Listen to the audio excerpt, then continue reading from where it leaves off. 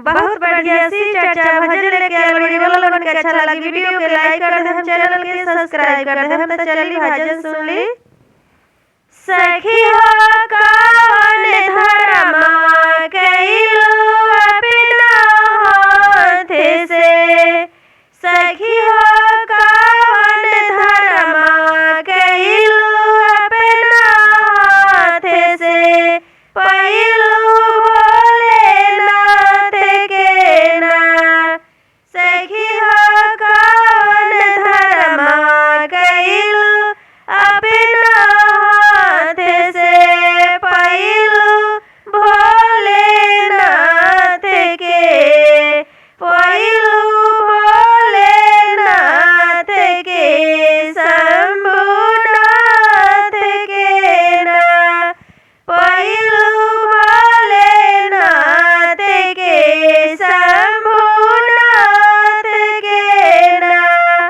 सखी हो कौन धर्म कइलू अपना हाथ से, हमिता गंगा भी नहैली, हमिता जमुना भी नहैली। सखी है पूजा कइनी जाके दीनानाथ के, पैनी भोलेनाथ के। सखी हो कइनी पूजा जाके दीनानाथ के, पैनी भोलेनाथ के। हमिता सास सेवा कइनी, हमिता सासुर सेवा कइनी, हमिता सास सेवा कइनी, हमिता सासुर सेवा कइनी।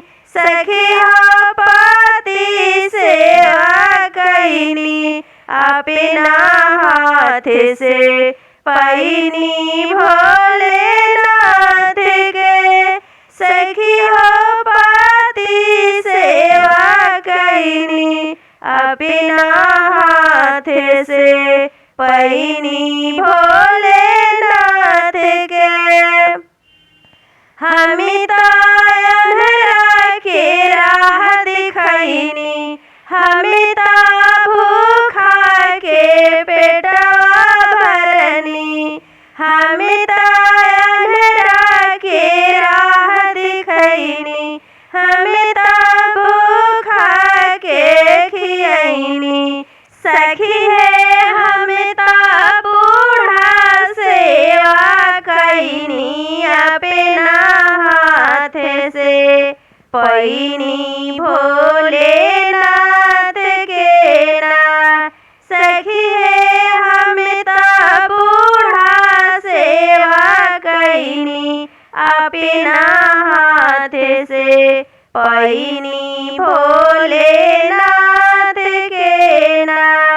हमिता सुबह में दाया मंगनी, हमिता दिन में चर्चा कइनी, हमिता सुबह में दाया मंगनी, हमिता दिन में चर्चा कइनी। सखी है रतिया में कोइनी नमना अपना हाथ पे, पैनी भोलेनाथ के ना। सखी है रतिया में कोइनी नमना अपना हाथ पे, पैनी भोलेनाथ के ना। सखी है धर्म कोइनी अपना हाथ से, पैनी भोलेनाथ के ना। सखी है धर्म कइनी